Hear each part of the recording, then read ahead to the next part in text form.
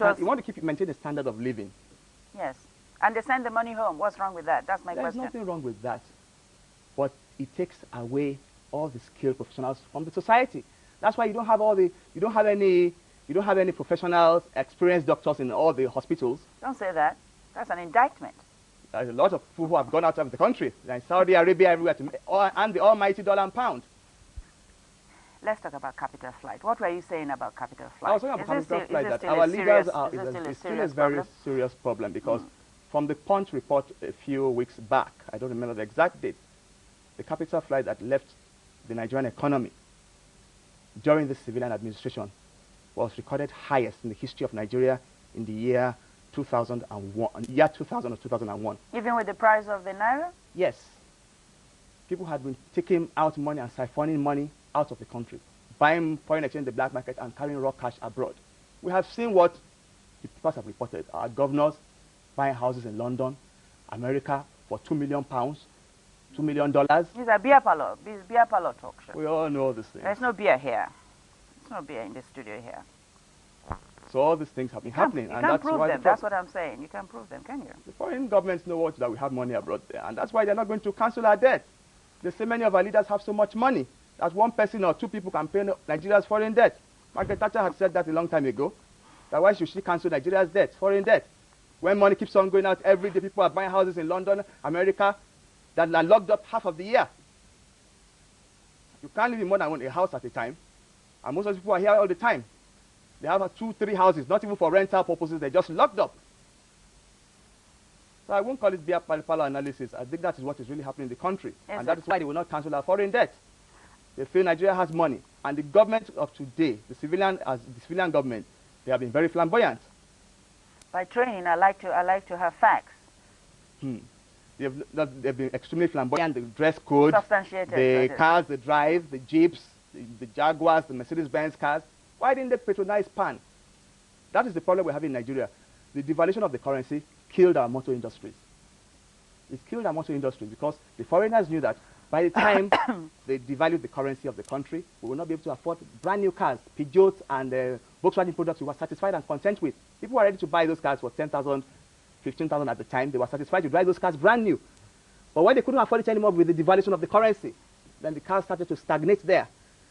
And then they were not able to sell because the doors had been opened to bring in all sorts of vehicles. Today you have Sukumba culture. Second-hand cars all over the place. We are not buying brand new anymore. A professor was buying a brand new car, a brand new Mercedes, a 2-liter car, executive class at the time, and they were content with that. They bought Mercedes-Benz cars, Volvos, 505s, BMWs, 2.0, the time that President Obasanjo in 76, 79, said austerity measure. We only allowed 200 Mercedes-Benz cars to come into the country. But at that time, we had PAN and VON to supplement the executive imported Mercedes-Benz style of cars. But many civilians and civil servants prefer to drive brand new Peugeots. But today, how many people can buy a brand new Peugeot? It's still the problem with the devaluation. A car is going for 7 million. The professors will continue to strike because that time, when the professors were working in the early 80s and 70s, by the time you take a car load of 6,000 naira, and you are able to pay back within about 4 years, and you are buying a brand new car, which professor can buy a brand new 200 Mercedes for 5 billion today? That's why the universities are complaining. That's why they have problems. Are there any books on population by your bedside, Mr. Adiolu? No? No. What about the population? The population it's gone up. We know the population has gone up in the country. But if we had maintained those auto industries we have within the country, that would have created employment for people. It would have also helped the plastic industries, the foam industry. People will have expanded because they're making foam for the cars, completely knocked down cars. They'll be producing foam, plastic for buses, because all the modern buses you have in the world today have plastic chairs. That will have expanded the scope of most of our plastic industries. But our plastic industries today, what do they make? They normally make just buckets and the standard thing. But there are other sectors they could go into if we were producing something here. If we are manufacturing, it will also help other sectors. Why don't we manufacture then? You can't manufacture? Yeah, because the government had liberalized the economy. Open market, free market, allow anything to come in. Once you have your money, you can bring in anything. I had suggested that we use the Indian initiative. In India, which got independence before a few years just before Nigeria, maybe 13 years before Nigeria. 1947. Yes, 47. They never allowed fully built cars to come into India. That had forced the foreigners, the West, to come and set up their motor plants in India. So today you have Mercedes-Benz India, Honda India made, Toyota India made, and that has created employment for their people. You can see the Keke Napep that was bought. It was from India. Nigeria should have been able to build a car as of now, instead of importing tricycles from India. That would have boosted our economy. All those people who are selling things on the road, hawking potatoes, ice cream, frivolous, trivial things that can't do them anything. They will have been employed gainfully, and there will not be nobody hawking on the road. Do you think oil has something to do with it? India has no oil. India has no oil. That's what I said in my introduction. I said political leadership. Where you have no minerals, if the political leadership has a vision and a focus, it can lead that country to international focus and reckoning. So when you don't have mineral resources, if you have a vision and you are focused, you can turn your country into a great nation. All right, we didn't have an Nkrumah here, did we? No.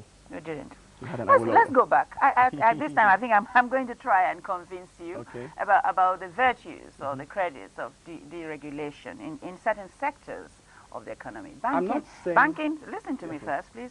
Banking and its ancillary sectors. Yes. The media, for example, telephone services. Yes. Have I convinced you enough that deregulation is a good thing? Well, perhaps? the banking sector, I would say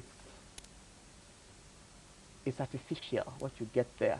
You have a lot of banks. Before we had maybe just about 10, 15 prominent banks.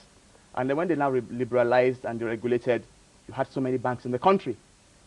And this led about to the system being overbanked, because there are so many banks on the market, and the little foreign exchange that the country had, there was so much demand for it. As we had open market, free market, people wanted to just import. So there was a lot of demand on the foreign exchange. And so how have the banks survived? They have survived on round tripping. Most of the banks buy foreign exchange from the central bank and transfer it to the black market and make this profit of the disparity between the two. And then banking business has become much more of a brokerage something, because you have no controls anymore. The controls have been left free for people to do what they like. I mean, to be determined by market forces. Okay, there are no strict regulations on interest rates. When you had so many banks, a lot of people were just acting as middlemen. You can bring a deposit, you can bring a certain amount of deposit, we give you certain interest. Bring this certain deposit, we give you certain interest. So the interest rate now range between 20 as high as 40, 50 at a point in time. And people were offering you 40% of your money within 90 days, within 6 months. And that led to the crash of the banking system, the fraud, with all these banks that collapsed, finance houses, Forum and all these banks, they collapsed. Because when they couldn't meet up with the demand, they couldn't sustain it, and when they're not able to get enough foreign exchange to buy from the central bank and take to the black market and make the disparity, they were not able to meet up with the interest rates they were offering people. And so this led to the problem with the banking sector, where you had a lot of banks and financial crashing. I agree with you that there's been some failures. Yes. There have been some collapses in the banking sector. Yes. What about the media and telephone services? Well, the media, it's a welcome relief. On the media. It is now, isn't it? Yeah, it is a welcome relief. But the telephone service, I wouldn't say it's perfect. It's good, but the GSM, I think, is still rather too high. It's still too expensive. I think it's expensive, and I think the interconnectivity problem, I think they should solve that. If they could bring the price down, yes, the GSM is good. But we can't say GSM is a yardstick to judge Nigeria's economic progress. It's not a yardstick. People had said people are selling GSM cards for 1,000 naira. They are making 1,000 naira profit a day. 1,000 naira profit a day is 10 naira of yesterday. It's just more money. It's still the same value. What I recommend is that we should have a strong naira, as I've said. The value of 1 naira, what it can do. When I was in secondary school, I took 50 kobo to school every day. Yeah, young man, you keep thinking about the past. 5 kobo 5 kobo took me one way, 5 kobo brought me back. I will buy meat pie, Coca-Cola, sausage roll, and I will drink fine ice. And I still had money to get back home. Today, what can 50 kobo buy?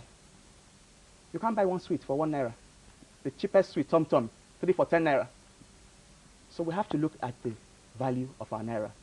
The kind of leadership you have in a country depends on the value of what 1 naira can do.